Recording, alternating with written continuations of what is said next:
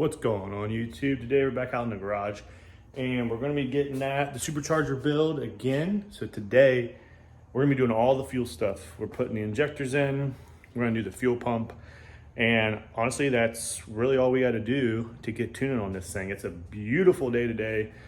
We're going to a hockey game tonight, big hockey fan, and so that's going to be tonight like 3 or 4. So I got some time today. I think I can get the fuel in, and I might even be able to get it down the road and get a rough tune on it, and then I might keep it for a day or two and fine tune it so I can kind of fine tune in-car tunes a little better than remote tunes.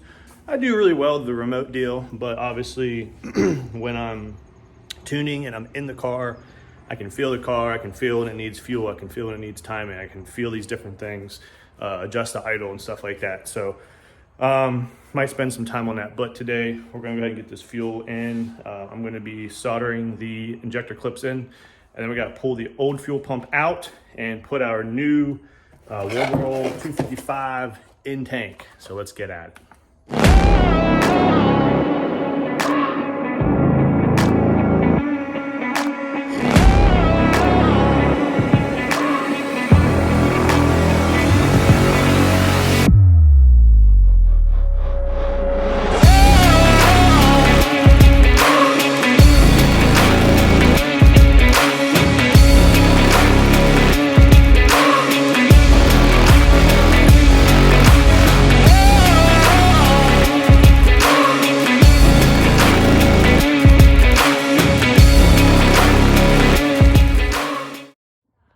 So I just want to show you here real quick what I do. So I have 2 pieces of insulation here. I have the big shrink wrap that's going to go over everything, and then you got to do each individual because these can't be touching.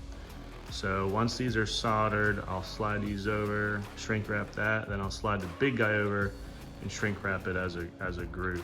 It's not really needed to do the big guy. I just like it because it cleans stuff up, and I like stuff clean.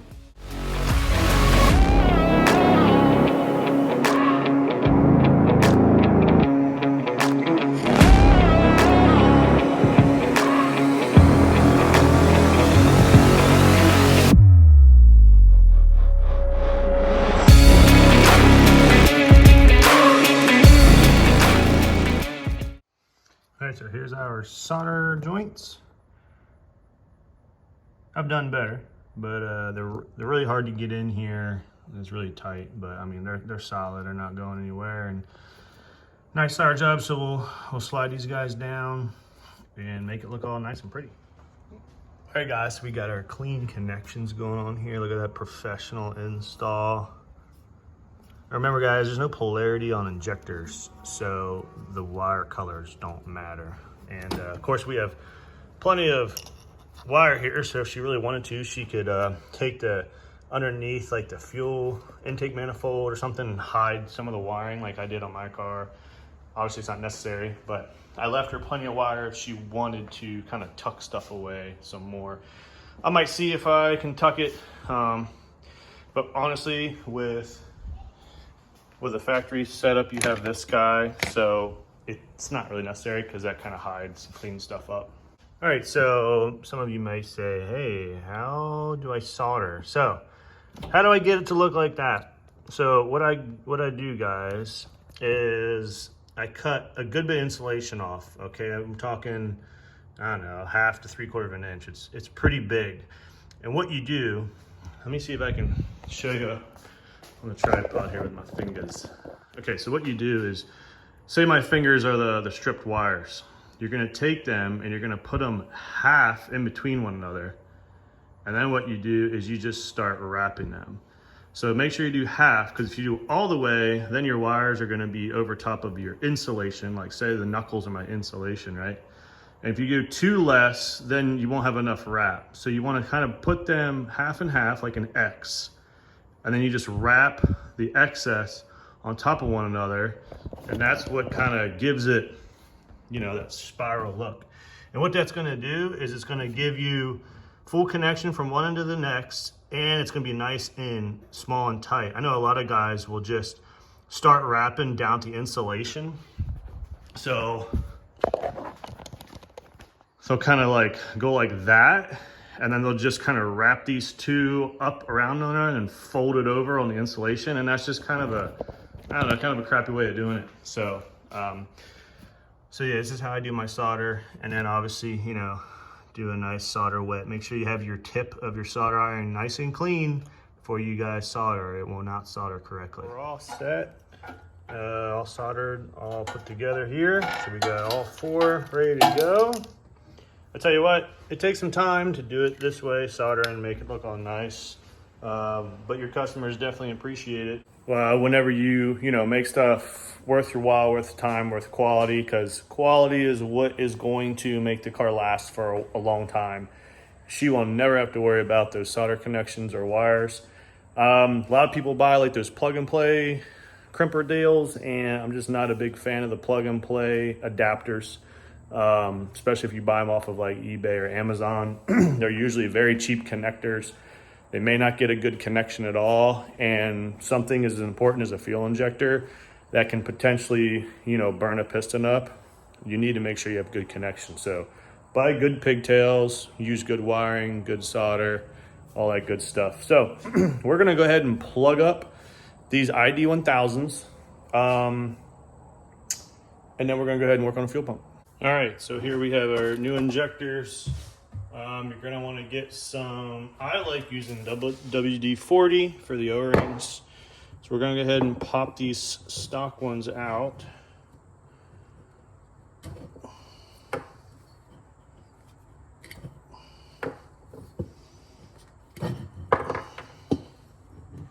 Just a stock fuel rail here, guys. Gonna look down in there, make sure there's nothing crazy. I don't see anything.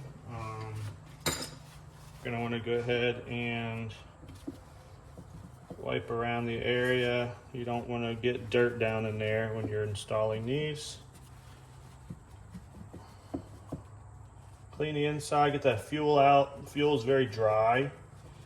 And what we're gonna end up doing is putting some WD-40 on these O-rings and down in the holes. All right, so these O-rings look good. These were on it. This one is missing one. So it looks like we're missing an O-ring.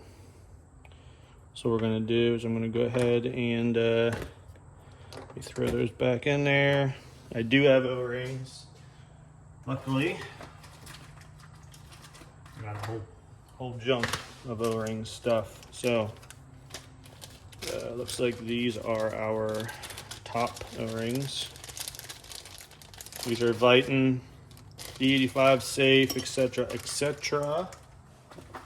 I'm gonna make sure you got safe E85. Just go ahead and slap her on. There we go. These look fine. There's no pinching. There's no like bubbling or crushed or anything like that. So we'll use those. What we're gonna do is you're gonna take the O-ring, and what I do is I just simply spray the end. Nice and soaked. It's okay if it gets down inside the injector, that is okay. And then you're just gonna push her in there nice and easy, and it goes right in. And that's how I do my. Some people use like Vaseline or stuff like that, or like a grease, which is fine, it works. You just wanna make sure when you're putting in, you see me how I'm kind of 360 wiggling it. You just don't want to slam it in there, because you can cut and damage this O-ring. So if you feel a little bit of tension that it doesn't want to go, then stop, back it off, do it again. Stock fuel rail, they typically feed right in pretty good. I have seen some aftermarket rails that are a little sharper, and they take a little bit more persuasion to get in, but there you go. We got them in, ID1000s. They already got the hats on here for the seals and the hats for s2000. You do not have to lube these up. These just fit down inside the intake manifold. All right, we just go ahead and position this. Get these guys to fit.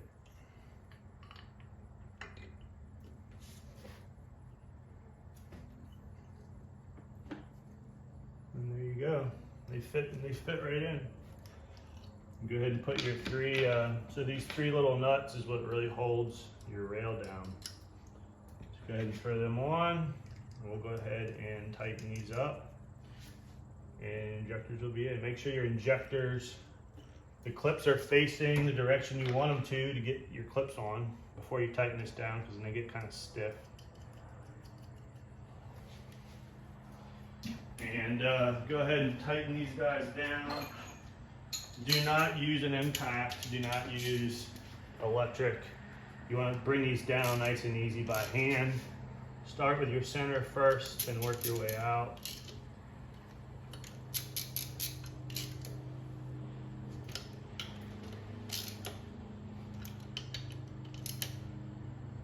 All right, double check them, make sure they look good. They do. Nice and tight, looking good, guys, looking good. We'll go ahead and stick our fuel feed back on. Make sure you put your rings on or it will leak very badly. And also the top ring with your dampener. We'll go ahead and tighten her up.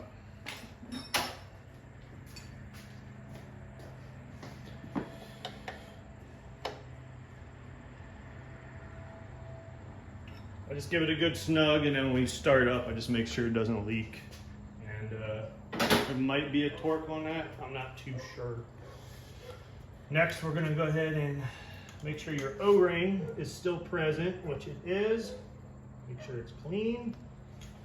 Go ahead and slap her right back there and throw your hardware on. Pretty simple stuff, guys. Just unbolt, rebolt. This is our factory fuel pressure regulator. These work just fine. Once you start running really high boost, or you switch to E85 and you're gonna want more return, these regulators are not gonna flow fuel. You'll have to go with an external regulator, external, or a aftermarket fuel rail and all that good stuff. But this is fine for small boost, pump gas, 400 horsepower-ish, 350, 400. This will do just fine. Again, once you step to ethanol fuels, I highly suggest you go to an external with a lot bigger orifices to flow that fuel.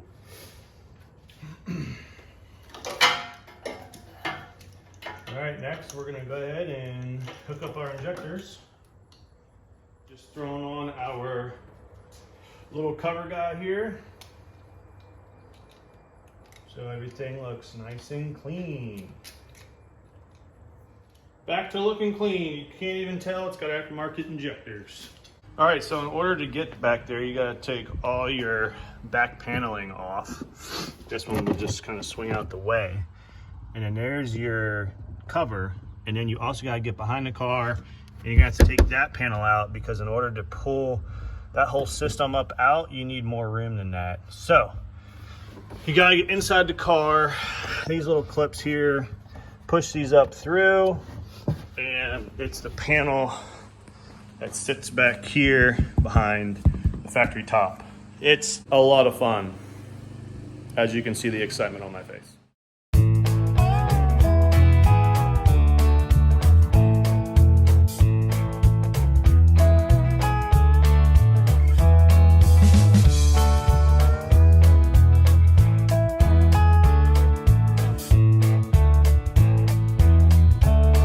You're always finding something. It looks like we had somebody in here. There's some acorn in here. There's a nest back here. So something got back in there, so we're gonna go ahead and take some compressed air and blow all that area out, because we gotta get to those bolts. Get the top hat out, and I don't want a bunch of dirt falling down in there. All right, guys, so here we have our factory pump and our 255 pump. If you guys can see the size difference. A little bit of a size difference when it comes from actual output here down to the output of, or the input of where the filter will be, but not a massive like diameter difference, but pretty good size pump difference. So we're going to go ahead and swap this over to the canister and she'll have a 255 in the tank. All right, and there we have it. We got our 255 in, all factory clips, factory wiring. Pretty simple, guys, just kind of take in, put in. It's not hard, not rocket science. So I'm gonna clean up the top a little bit, make sure the gasket looks good underneath, and slap her back in. We are running. Let's start it up. I'll show you guys what's happening. All right. We got our tune going on here. She's running pretty good.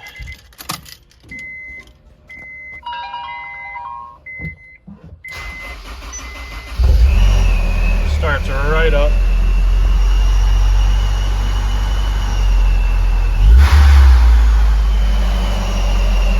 Sideband. Warming up a little bit there. It's pretty stable. There, she's warming up.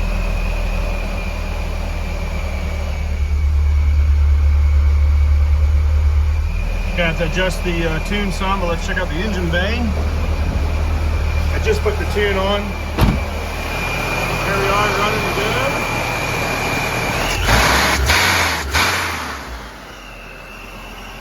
Bumper's on.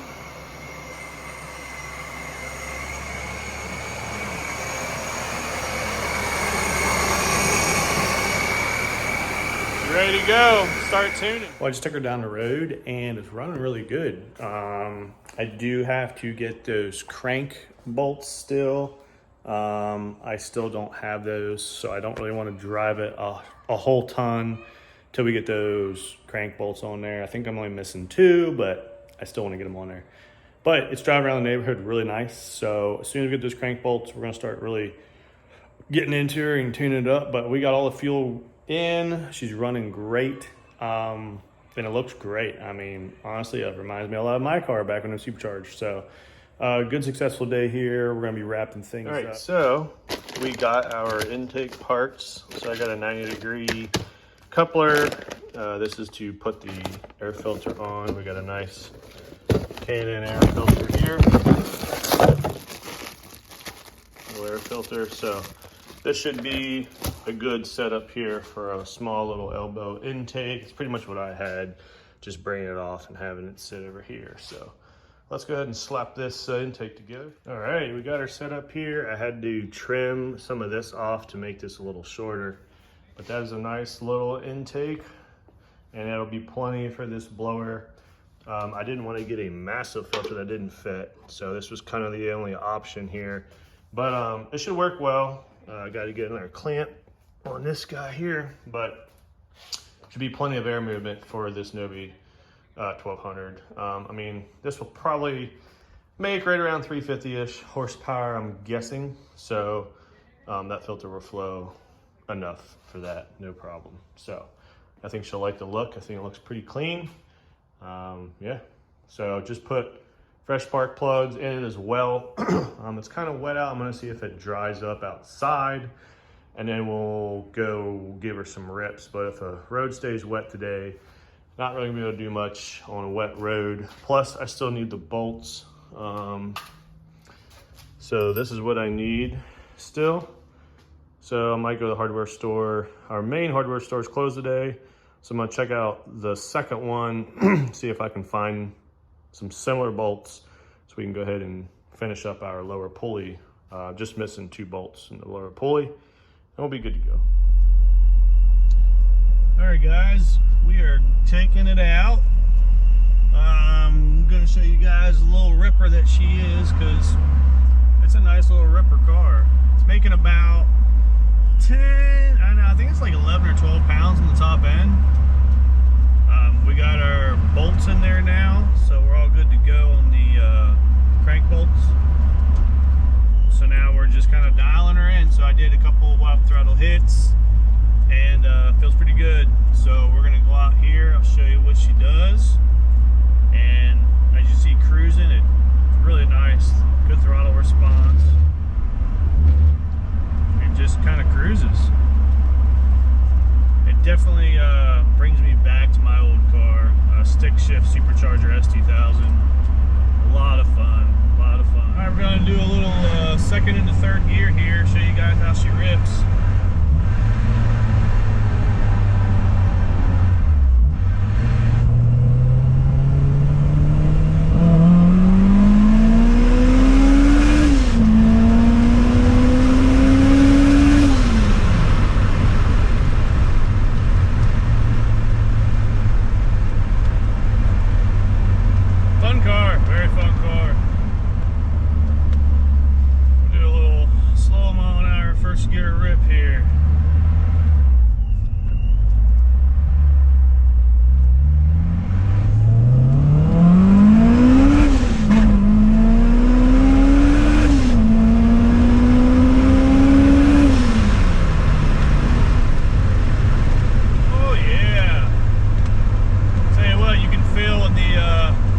Spinning that supercharger, starts building that boost in the high RPM. You can definitely feel it. Very smooth, nice linear power band. It's not violent like a turbo, where the turbo comes on all at once. Supercharger is a very linear, smooth power band curve. And as the RPMs climb, the car pulls harder and harder and harder. So it's a totally different feel than a turbo car. Turbo car is going to make a lot more torque. It's going to have more mid-range. But supercharger cars, extremely fun. It kind of takes the factory all motor feeling and it just makes it feel like it's got more power. I mean, it acts just like an all motor car, but you get that extra forced induction with the RPM climb. So it's a really cool feeling. And the Science of Speed really nailed it with their Novi setup. I just love these kits. They work well, they're tough. They're real beefy, the brackets are beefy. I just love these kits. Getting a diff for this car, the diffs, I can feel it back there, it's not happy. But hey, that's the cost of doing horsepower. But that's gonna do it, guys. This car is finished. I'll probably drive it once or twice just to fine tune here a little bit, make sure everything's good, but it's good to go. So again, guys, appreciate it. Comment, like, and subscribe. Next car, well, we got races coming up, so look out for the new races, the new videos, and then this winter I'll be tearing down our other customer car and doing a full motor build, so that should be fun. But anyways, guys, again, appreciate it. I'll catch you guys in the next video. See you. I'm gonna have a fun long drive back.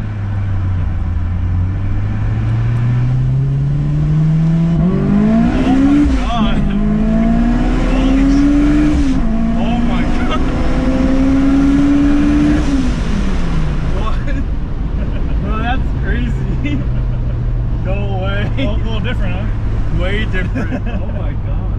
Yeah. This is a whole different beast. She's a ripper. And of course, you know, the more RPM, yeah, the boost just keeps climbing. So yeah, as you can see, like we got close to 7, 8, 9,000. It really starts pulling hard. Yeah, it was like building up. Yep. You like feel that. Yeah. That's insane. It takes like I was saying, it takes